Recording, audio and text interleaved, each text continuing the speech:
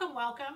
We're getting you July 4th ready. So maybe I'm the only one who wants to dress in red, white, and blue, but just in case you want to, we're going to make sure you can. So if you notice at the bottom here, there's this cute little peplum. I'm going to show you how to do it. It's easy and fun, and join me at the table.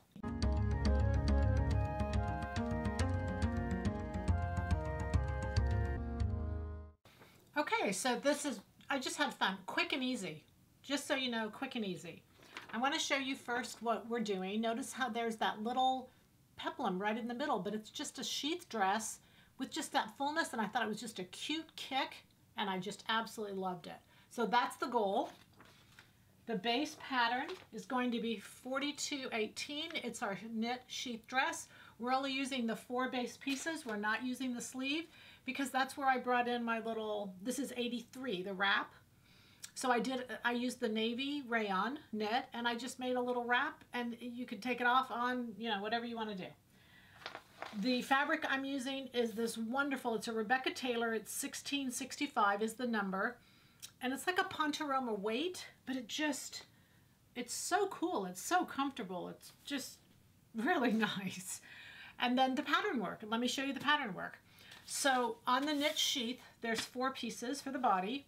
3 of them I'm leaving alone. So the back, the side back, and the side front, I'm not touching.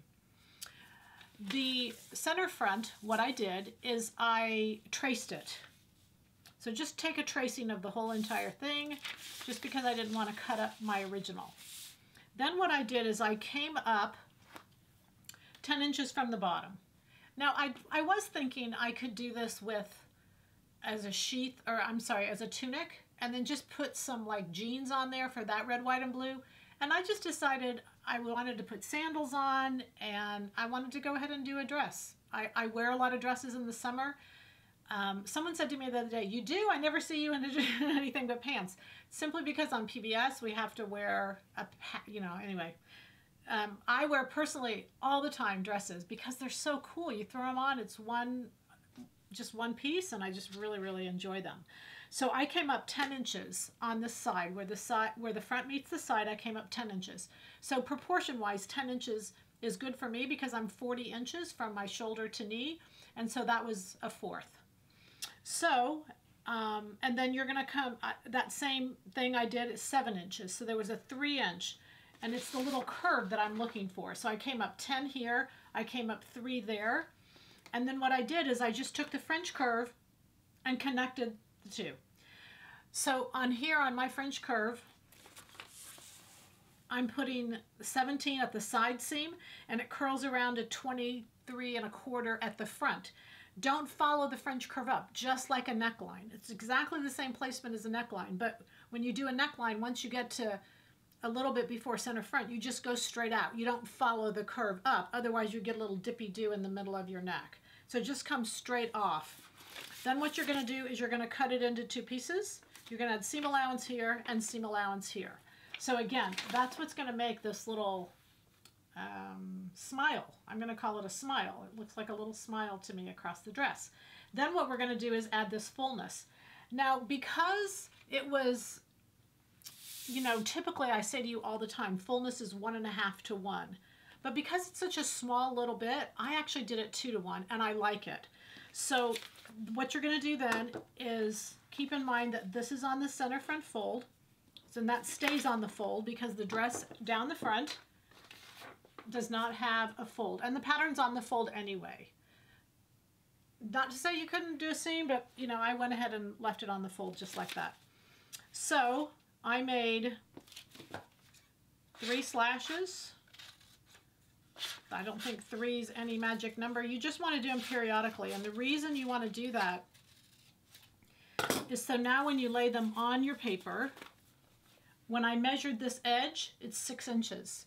What I'm going to spread it to is 12.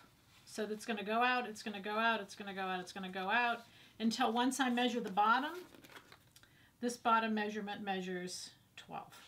So that's a 2 to 1. And again, I like the amount of fullness that I have in mine. I know you guys can't see it, but if you go back to the beginning and look at the beginning and just the amount of fullness, I like it. I don't think it was too much, and I I think it needed 2 to 1. I think 1.5 to 1 wouldn't have been enough. So you just spread that. And notice when you're spreading it, it will give you the length of the bottom, because once you have the fullness, you want the length to be the same as it's spreading out. If you make too big of a cut in one section, that's when you don't get the curve and you don't get the correct length that this should be. So you're just going to spread it.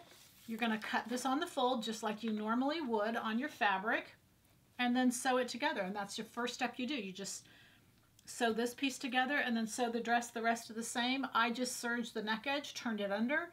My little belt is making my red, white, and blue statement, and this is pattern number 83, and it's Colette's wrap. So easy enough.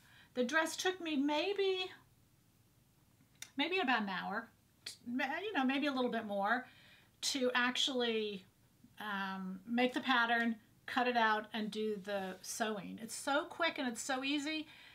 And the thing that I like about it is even if I decided to just go black and wear a black belt and a black wrap or something, it really dresses it up. And if I decided to wear nothing at all, that works too. All right. So happy sewing from Silhouette Patterns. Hope you have a wonderful summer holiday season, whatever you're doing. I'm going to my parade, but this time I'm going to be dressed in red, white, and blue, and I'm going to be happy that I am. So happy sewing from Silhouette Patterns.